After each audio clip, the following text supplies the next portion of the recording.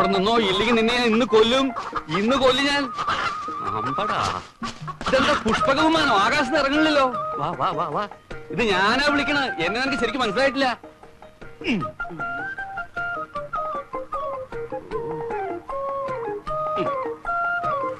വാ.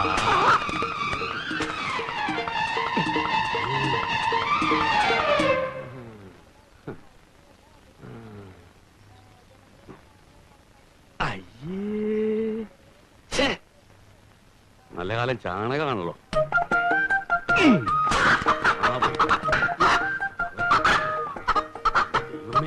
ഒന്നുകിൽ നീയേ അല്ലെങ്കിൽ ഞാൻ.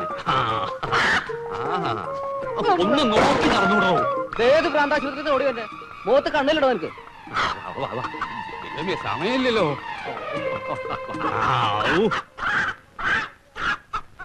എന്തൊരു സ്പീഡാ പോ.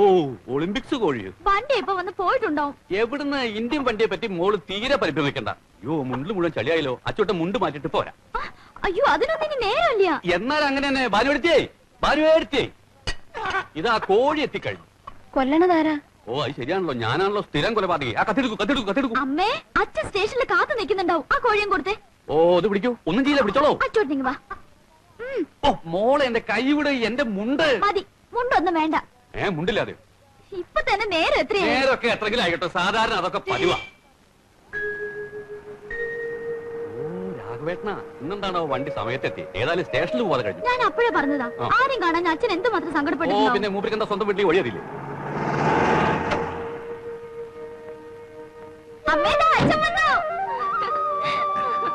അച്ഛാ, രാവിലെ മുതൽ ഞാൻ ഇറങ്ങി നിൽക്കുക. ഈ അച്ചോട്ടം കാരണം സ്റ്റേഷനില്.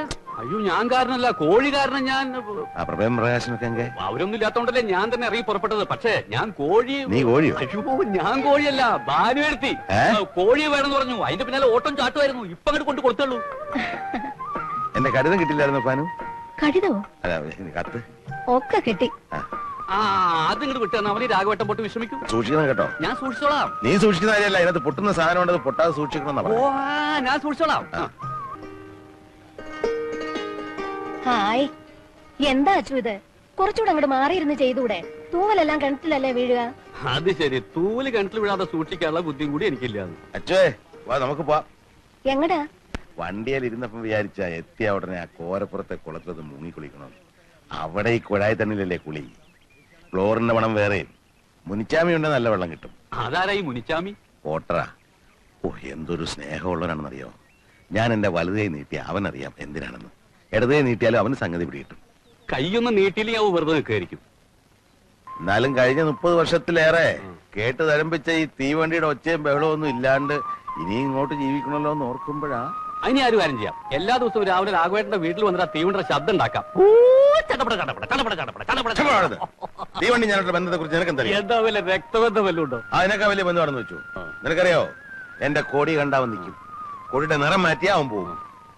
ഒരു ദിവസം രാത്രി അത്തിപ്പെട്ടിന്ന് ഗുമ്മുടിപ്പുണ്ടിലേക്ക് വരിക, M2 ഡൗൺ. പാളം തെറ്റിക്കിടക്ക. ഞാനപ്പോ ഡ്യൂട്ടിയിലല്ലേ, വെറുതെ ഒരു നൈറ്റ് വാക്കിന് ഇറങ്ങിയതാ. ഈ M2 ഡൗൺ എന്ന് പറയുന്ന സാധനം ഉണ്ടല്ലോ, പറന്നാ വരുന്നതേ. സിഗ്നൽ നോക്കിയപ്പോ പച്ച. എന്റെ ഉള്ളൊന്ന് കത്തി. ഫാക്ടറി പണിയും കഴിഞ്ഞു വരുന്ന ആയിരക്കണക്കിന് തൊഴിലാളികളുണ്ട് വണ്ടിക്കകത്ത്. പിന്നെ ഞാൻ വേറെ ഒന്നും ആലോചിക്കാൻ പോയില്ല. ഷർട്ട് അങ്ങോട്ട് വലിച്ചൂരി തീപ്പെട്ടിക്കൊള്ളി ഒരിച്ച് കത്തിച്ചിട്ട് പാളത്തിലേക്ക് എടുത്തൊരു ചാട്ടാണ്. ഓ, തീ കണ്ടപ്പോ ഡ്രൈവർക്ക് കാര്യം പിടികിട്ടി. അയാൾ സഡൻ ബ്രേക്ക് ഇട്ട് വണ്ടി നിർത്തി. ഇതുപോലെ രംഗം ഞാനൊരു തമിഴ് പടത്തിൽ കണ്ടിട്ടുണ്ടല്ലോ. തമിഴ് പടത്തിലോ? ആ പച്ചവിളക്ക്. ശിവാജി ഗണേശൻ ഇതുപോലെ തന്നെ ഷർട്ട് കത്തിച്ച് വണ്ടി നിർത്തുന്നുണ്ട്. രാഘവേട്ട ആ പടം കണ്ടിട്ടുണ്ടല്ലേ? ഇത് പടത്തിലെ കാര്യമല്ല, ഞാനിത് ശരിക്കും ചെയ്ത. നീ അങ്ങോട്ട് ഇരുന്നേ, എന്നിട്ട് ഇതൊക്കെ ഒന്ന് വിശദമായിട്ട് കാണാം. ദേ, എന്റെ പുറകെ നിൽക്കുന്നതാണ് വെള്ളയപ്പൻ. വെള്ളയപ്പോ? അപ്പോ അല്ല, അപ്പൻ. വെള്ളയപ്പൻ. ഓരോ പേരുകളെ. ഇത് വെള്ളിയപ്പൻ. പിന്നെ അപ്പനോ? ഇവங்க ബ്രദേഴ്സ്. ഇനി അപ്പന്മാരുണ്ടെങ്കിൽ ഒരുമിച്ച് അങ്ങ് പറഞ്ഞേക്കെ. ഇനി അപ്പന്മാരല്ല, ചാമിമാരാ. ഇത് പളനിച്ചാമി, ഇത് മുനിച്ചാമി, ഇത് വീരാച്ചാമി. ഇത്തിരി കൊള്ളാവുന്ന പേരുള്ള ആരും നിങ്ങളുടെ കൂട്ടുകാരായിട്ടില്ലേ? എടീ, ഇതൊക്കെ അവിടെ ഒന്നാന്തരം പേരുകളാ. അയ്യേ. അച്ഛാ, രാത്രി എന്താ കഴിക്കാൻ വേണ്ടത്? രാത്രിയില് ഇലിമ്പിച്ച ശാതം മതി. അല്ലെങ്കിൽ വേണ്ട പുളിയോദര. അവക്ക് അതൊന്നും ഉണ്ടാക്കാൻ അറിയില്ല. പഠിച്ചില്ലേ മോളെ? അച്ഛൻ എത്ര പ്രാവശ്യം പറഞ്ഞു തന്നതാ? മറന്നുപോയി അച്ഛാ. നിങ്ങൾ ഇനിയെങ്കിലും മനുഷ്യന്മാര് കഴിക്കുന്ന എന്തെങ്കിലും കഴിക്കാൻ നോക്ക്. മോളൊരു കാര്യം ചെയ്യ്, തൈര് ശാതം മതി. നീ ചോറുണ്ടാക്കിക്കൂ. തൈരും കൂട്ടി കുഴച്ച് തൈരുശാദമാക്കിക്കൊള്ളു. ആ അങ്ങനെയല്ല ഭാനു. അങ്ങനെ തന്നെയാണ് ബാനു. അവിടെ ആയിരുന്നപ്പോ അവിടുത്തെ ഭക്ഷണം, ഇനി ഇവിടെയല്ലേ, ഇവിടുത്തെ ഭക്ഷണം കഴിച്ചാ മതി. അത് മതി, ചെല്ലേ. ആ മോളെ, രാത്രി അച്ഛന് വാളപ്പളം വേണം. എനിക്കിത് കേൾക്കുമ്പോഴാ വാളപ്പഴം, കാളപ്പഴം, വാഴപ്പഴം ഒക്കെ ഇവിടെയുണ്ട്. 33 കൊല്ലം തമിഴ്നാട്ടിൽ കഴിച്ചു കൂട്ടിയോനല്ലേ ഞാൻ. അതിനെന്താ, 5-8 കൊല്ലം ഞാനും ഉണ്ടായിരുന്നില്ലേ? ഒരൊറ്റ തമിഴ് വാക്ക് പോലും ഞാൻ പറയുന്നില്ലല്ലോ. ആ അത് കളാ. ലതിക ഇനി പരീക്ഷ എഴുതുന്നില്ലേ? എന്തിനാ വെറുതെ കാശ് കളയാൻ? ഇത്രയൊക്കെ പഠിച്ചാ മതി. എനിക്ക് പിള്ളേരുടെ കാര്യം ആലോചിക്കുമ്പോഴാ സമാധാനം കിട്ടാത്തത്. പ്രഭാകരനും പ്രകാശനും മുഴുവൻ സമയവും രാഷ്ട്രീയ പ്രവർത്തനമാ. അതിനെന്താ, ഇന്നത്തെ കാലത്ത് അരശിയൽ നല്ല ഏർപ്പാടാ. നീ പഴഞ്ചനായതുകൊണ്ടാ ദഹിക്കാത്തത്. എടി 33 വർഷം റെയിൽവേക്കാരനായിരുന്ന എന്നെ ആരറിയും? ചില വോട്ടർമാർ കണ്ടാ സലാം വെക്കും, അത്ര തന്നെ. അതേസമയം ഒരു പൊതുപ്രവർത്തകന്റെ വളർച്ചയെന്ന് പറഞ്ഞാൽ ഇന്ത്യൻ പ്രസിഡന്റ് വരെ ആകാം. മഹാത്മാഗാന്ധി, സുഭാഷ് ചന്ദ്രബോസ്, ഗോഖലെ, വല്ലഭായ് പട്ടേൽ, ഇങ്ങനെയുള്ള അരസ്യൽവാദികളില്ലായിരുന്നു നമുക്ക് സ്വാതന്ത്ര്യം കിട്ടുമായിരുന്നു. വണ്ടി മക്കൾക്ക് പറ്റിയ അച്ഛൻ തന്നെ. ഒരുത്തനെ LLB വരെ പഠിപ്പിച്ചു, അവൻ കോടതി പോണില്ല. മറ്റവൻ BSc പാസ്സായിട്ടും ജോലിക്ക് ശ്രമിക്കുന്നില്ല. സത്യപ്രതിജ്ഞ എന്നും പറഞ്ഞ് തിരുവനന്തപുരത്ത് പോയിരിക്കുക. രണ്ടാളും തമ്മിലാണെങ്കിലോ കീരിയും പാമ്പും. പണ്ട് മുതലേ നിന്റെ കുഴപ്പം ഇതാ, നിസാര കാര്യത്തിന് വേവലാതി പിടിക്കും. ഞാനേ നല്ല നിമ്മതിയായിട്ട് ഇനിയുള്ള കാലം കഴിയാൻ വന്നതാ. മക്കളെ കുറ്റം പറഞ്ഞ് നീ എന്റെ നിമ്മതി കെടുത്താതെ. ഹലോ, ആരാ? അദ്ദേഹം അവിടെ ഇല്ല. സത്യമായിട്ട് അവിടെ ഇല്ല.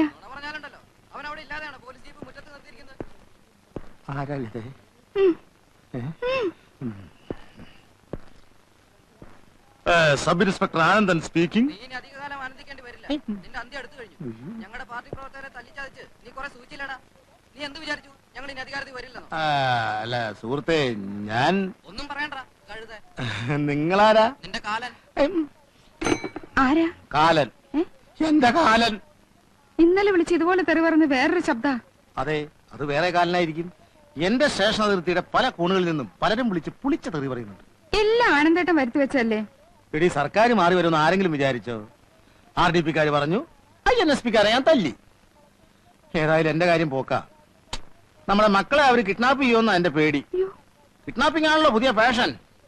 ഒരു കാര്യം ചെയ്യ്, നാളെ മുതൽ പിള്ളേരെ സ്കൂളിൽ അയക്കണ്ട. ഞാൻ പോട്ടെ.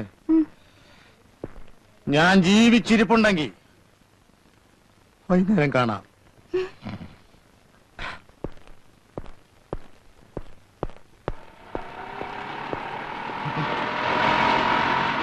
അയ്യോ, ഗുണ്ടകള് വരുന്നു. ഗുണ്ടകള്. എത്ര ഗുണ്ടകളുണ്ടല്ലേ? ഗുണ്ടകളല്ല, അച്ഛനാ. ഏതച്ഛൻ? എന്റെ അച്ഛൻ. നിന്റെ സ്വന്തം അച്ഛനോ? പിന്നെ അച്ഛനെ വാടകയ്ക്ക് കിട്ടുവോ? എന്തായാലും നിന്നെ അങ്ങോട്ട് കണ്ടില്ലല്ലോ, നീ വലിയ ആളായിപ്പോയല്ലേ. അയ്യോ, അച്ഛൻ വന്ന കാര്യമൊക്കെ അറിഞ്ഞു. ഇവിടെ ആകെപ്പാടൊരു മനസമാധാനം അല്ലഞ്ഞിട്ട് അച്ഛൻ അങ്ങോട്ട് വരാഞ്ഞത്. എന്തു പറ്റി? ആനന്ദനല്ലേ അങ്ങോട്ട് ഓടിപ്പോയെ?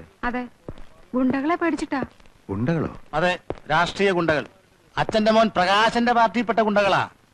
അവര് പ്രതിപക്ഷത്തായിരുന്നപ്പോ എന്റെ കഷ്ടകാലത്തിന് എനിക്ക് ഒരുപാട് പേരെ ദ്രോഹിക്കേണ്ടി വന്നിട്ടുണ്ട്.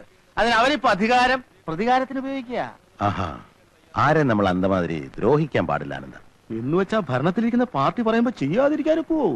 പ്രകാശൻ ഇപ്പൊ ഭരിക്കുന്ന പാർട്ടിയുടെ ഏതാണ്ട് വലിയ നേതാവൊക്കെ ആണെന്ന് പറയുന്ന കേട്ടല്ലോ. എന്ത് നേതാവ്? അല്ലാതെ ഒരു ഞാഞ്ഞൂള് വിചാരിച്ചാലും തടി രക്ഷപ്പെടുത്താൻ പറ്റുവേ. അതിന് അവനോടൊന്നും ഇവിടെ വരാൻ പറഞ്ഞിട്ട് തിരിഞ്ഞു നോക്കിയിട്ടില്ല. അയ്യോ, അവൻ സത്യപ്രതിജ്ഞ അടങ്ങി തിരുവനന്തപുരത്ത് പോയിരിക്കുക. അച്ഛൻ ഇങ്ങോട്ട് കയറിയിരുന്നാട്ടെ.